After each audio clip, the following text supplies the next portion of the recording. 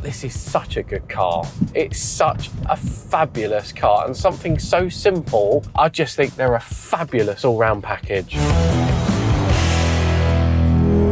Do you like cool merch? Of course you do, which is why we're pleased to announce our new website Icon Box, where you'll find all of our latest drops from Auto Alex, All the Gear, Top Dead Center, and our car clothing brand Dead Pedal. Get 10% off everything now using the code LAUNCH10.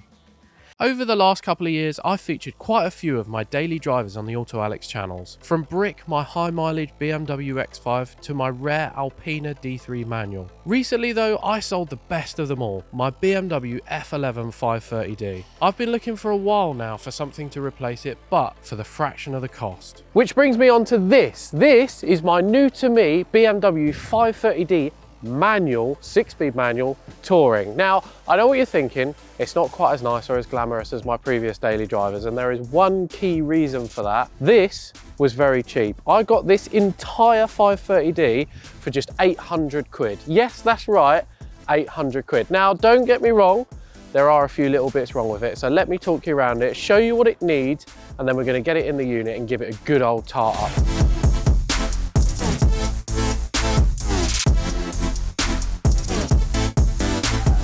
So starting from the front, it is looking a little bit tired. It needs a good polish, this car. The paintwork is a little bit flat. The headlights could do with a bit of polish as well. They're starting to go a little bit yellow, and it needs a new badge. Other than that, it's pretty decent. I'll be honest, I have carried out a modification already. This car, when I first bought it, had black front grills. I absolutely detest them. I couldn't stand it. I couldn't even look at it for 5 minutes. It was getting on my nerves. So I put some chrome ones back in it. These are genuine chrome ones with the chrome slats, as it should be, because it's a 6-cylinder. Moving around the side, it's got a set of MV2s on it. These are the factory M Sport MV2 wheels. I'll be honest, I don't really like these on an E60 or E61. I think they look a bit lost in the arches, and all of the tyres on this are bald. There's no rust on the arches, which is good. These don't really tend to rust on the arches. They're quite solid for it. E46s and stuff like that, you've got to be really careful because they go rotten. These are actually all right.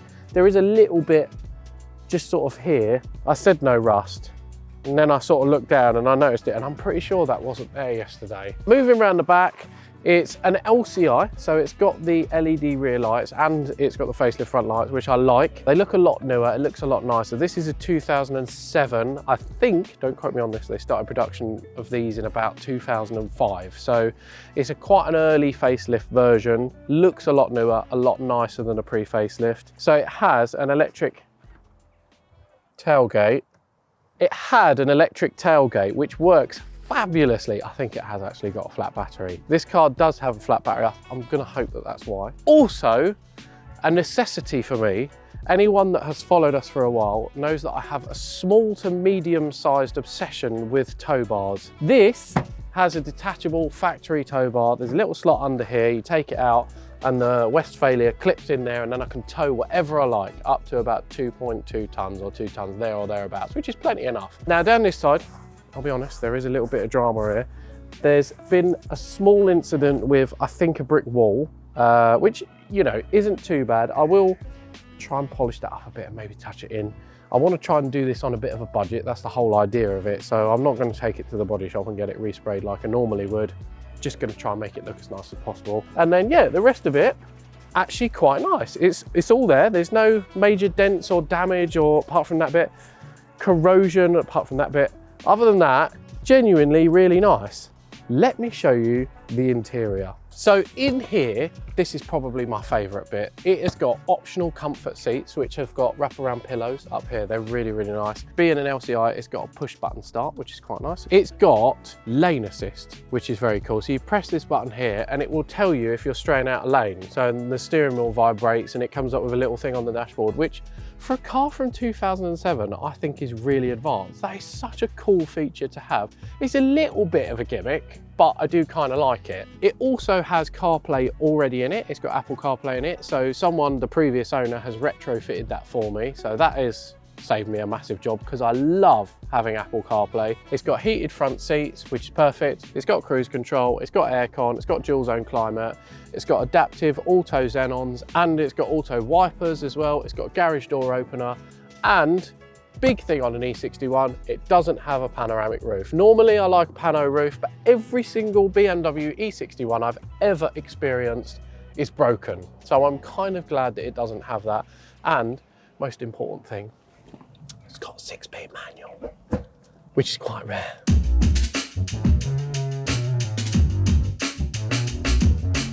So the engine. Now we have banged on about this for years, and I will stand by it. The M57 3-litre diesel engine is a fantastic unit. They go on for years. We've seen them do over 500,000 miles. You can get fantastic power out of them. They're very smooth, they're very torquey. We love them. There's not a lot that really goes wrong with these. They can suffer with swirl flaps in the inlet manifolds. They can suffer with the old boost hose. They can suffer with EGR valves. Other than that, they're pretty damn good. This one, I've been told, has got a remap on it, so I don't know what remap it's got. I don't know whether it's a generic one or a dyno one, a custom one, who knows? But what I do know is I've driven it briefly and it feels quite fast. It needs a good service, it needs a new battery on it because the battery is currently dead. It could do with just a really good going over. This car's been sat around for about a year and the mileage, 230,000 miles on the clock. And I know what you're thinking. You're probably gonna say that car's knackered, it's at the end of its life, blah, blah, blah, blah, blah.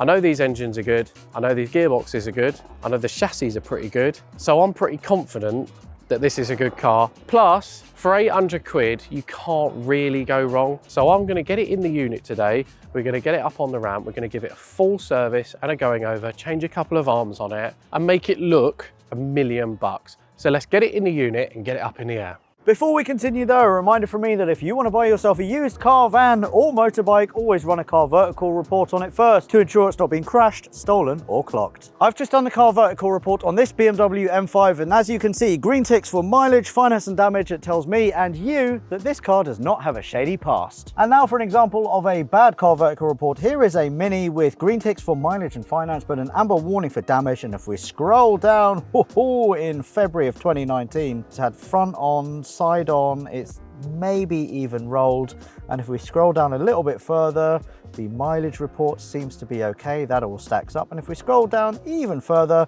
we can see that this car was written off not once but twice. So you know that if this car were to ever go back on the road, it's probably one to avoid. So don't get stung when buying a used car, van or motorbike. Always run a car vertical report. What's more, you guys will get 20% off using the code V2.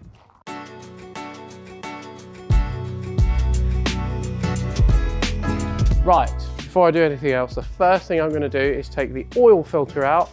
Then I'm going to lift it up and drain the oil, and I'm going to let the oil drain while I'm doing everything else on it. Gives it a good time to get everything out of it. It's not terrible, it's not the worst I've seen, but definitely good with changing it. Okay, let's go.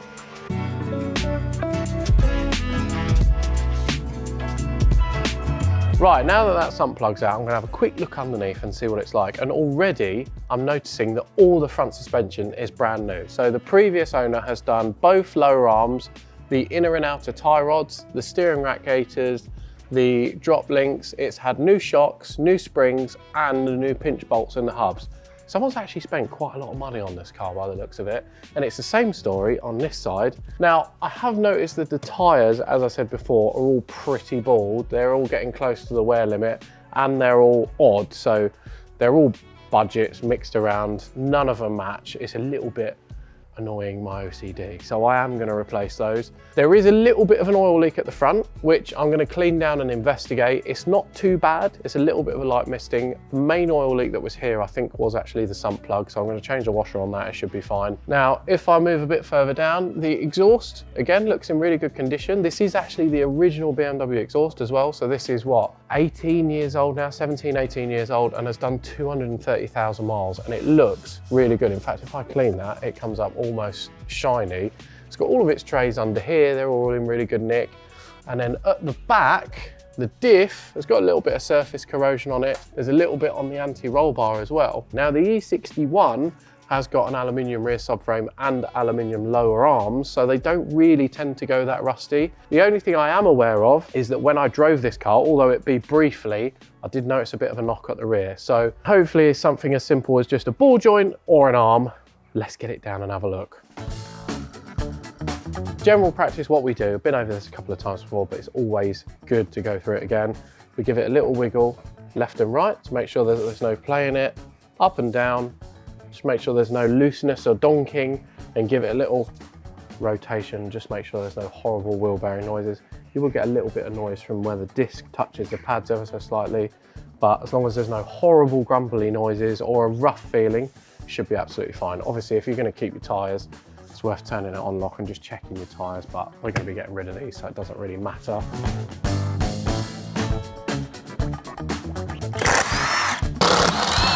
Right, so now all the wheels are off and we know that there's no horror stories with this car. In fact, we've already solved our knock at the rear because that was just a loose wheel.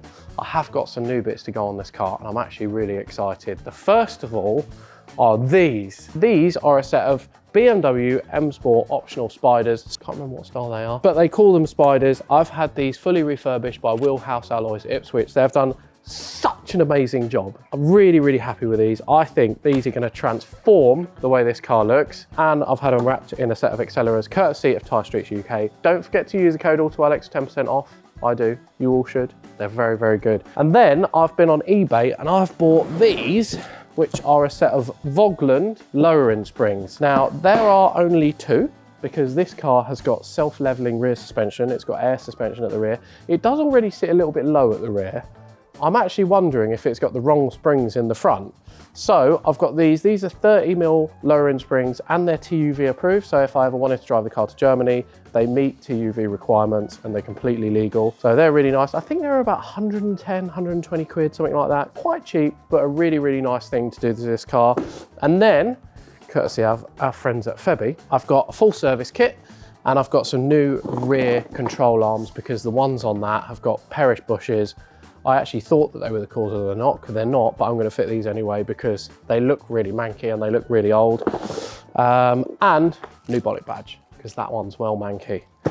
Let's get cracking, let's get these bits on.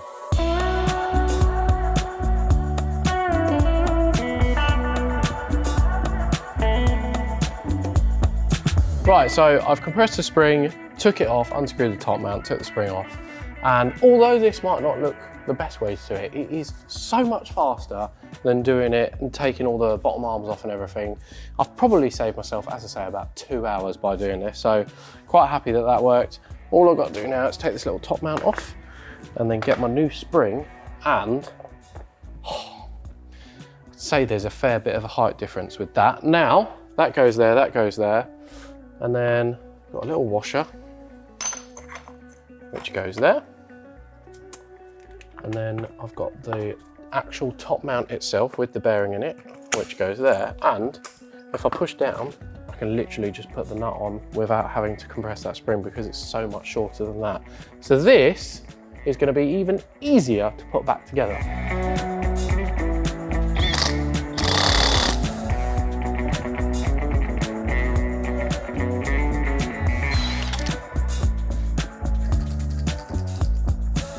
So now that the springs are done, I'm going to give my calipers a little lick of paint. I've got a nice little pot of silver hammer right here. And unfortunately, someone has thrown all of my brushes away. So I'm using a wheel cleaner brush or a detailing brush or whatever you want to call it. But the bristles are quite nice on this, so it should come out with quite a nice finish. No, because you're going to throw it away. So while the front calipers are drying off, I'm going to start on the rear suspension arms. Now it's just 2 arms on each side. There's one that sits there, one that sits there. These control the camber and the toe. They're both a bit worn out. So the bushes, especially on this smaller arm, are quite perished in there. You can't really see it while it's on the car. And all of the gaiters on the ball joints as well are very perished. And that's actually an MOT failure.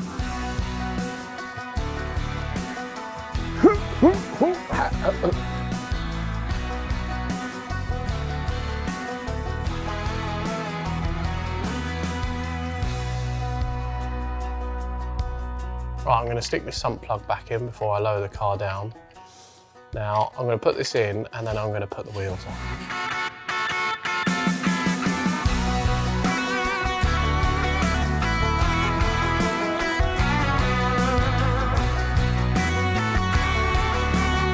This is always the worst bit, because if it's not sitting right, I'll be really sad. Why is it so high? What's happened? It needs settling. I start it up to reset the rear ride height. because obviously it's got air suspension at the rear, and I fear it's where I've jacked it up and had the ignition on. It's probably just a bit confused, but before I do that, I need to put the oil in. Cool, so it's now off the ramp. The rear has settled a little bit. It's not fully all the way down. I think it might be a little bit slow to respond, but the front is sitting fantastically. I'm really, really happy with that. The wheels look amazing. The calipers look really good. I've obviously done the oil change. I do have a few little service bits to finish it off, which we're gonna do tomorrow because it's getting a little bit late now. And then we're gonna give it a really good clean and a good old buzz over with a machine polish. So we'll see you tomorrow. Right, so it is now the next day and I'm back underneath the E61. Today I'm gonna be finishing off the service, and that starts with this fuel filter. Now this is really important to change every 30 or 40,000 miles. Absolute maximum is what you should leave it.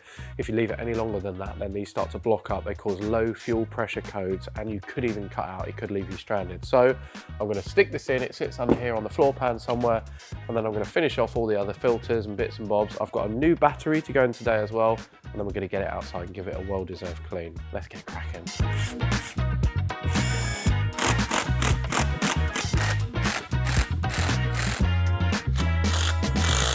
One fuel filter successfully replaced. With the fuel filter replaced, I installed a new battery, air filter and cabin filter, and then it was time to get it outside and give it a good old wash.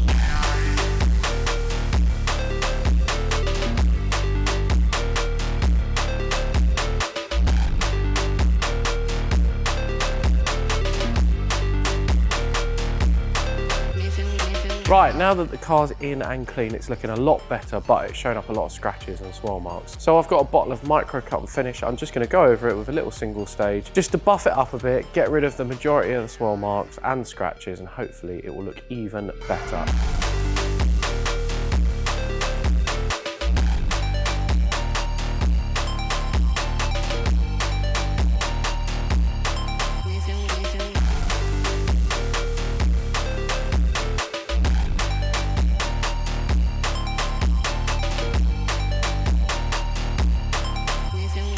Right, so that's it. The interior is complete, the exterior is complete, the mechanicals are complete. This car now looks the bollocks. Let's see if it drives the bollocks. Let's go out for a little spin.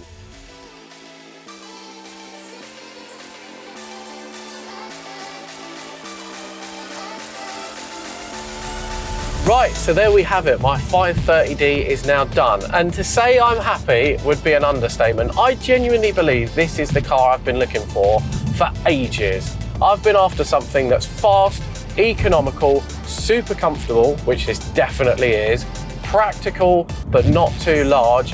And I don't like something, I have this weird thing, I don't know what it is.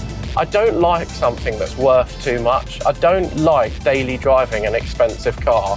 Now, the 530D I have loved for years and years. I think they're such a fantastic engine and powertrain and chassis as well. They drive really well, the interiors are really nice, and they are incredibly practical. This M57 engine is bomb-proof. They've been going for years, and this car does not feel like it's done half the mileage it's actually done. It's done 233,000 miles now, and do you know what? Sat here, if you told me it's done 60k, I would believe you. This car's actually fitted with something called Servotronic, which is quite a rare option. And what it means is that the steering feels completely different to an E60 or E61 that doesn't have it. And that it feels like it's got a really short ratio rack at low speeds, but then at higher speeds, it feels like a normal E60. And it feels really, really nice. It actually makes the car feel quite chuckable. It makes you almost want to chuck it into a corner.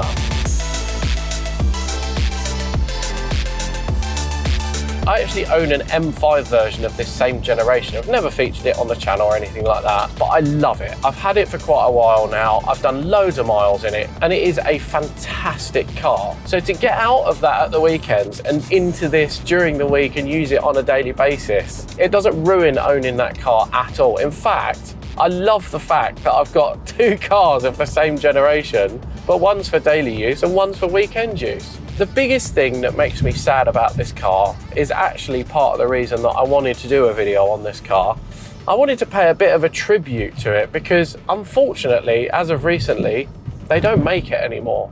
The BMW 530d has been going for years now, and it has been one of BMW's flagship models. They have sold in their hundreds of thousands, and there's good reason for it. They're just an all-round fabulous car, almost unbeatable, I might argue. The G31 BMW 530d Touring is the last time you will ever be able to buy a BMW 530d, which I think is sad. I know that we're moving into an age of electric cars and hybrids and petrols and things like that, and we have got to look after the environment. I understand that, but this is such a good car. It's such a fabulous car, and something so simple, just a 5 Series with a 6-cylinder diesel engine, whether it be automatic or manual.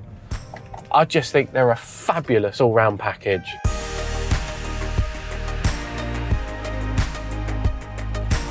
So overall, I'm actually really happy with the end result. We've taken a car that realistically, some would say is probably on its last legs. It's done a lot of miles, it needed a bit of love, and in 24 hours, literally 24 hours, I feel I've completely turned it around. I just know I can get into this car, turn the key, do as many miles as I like, and I know it's going to be a good one. So there we have it, another car tarted up and put back on the road, and hopefully it will do another 230,000 miles. I hope you've all enjoyed this episode. Don't forget to like and subscribe.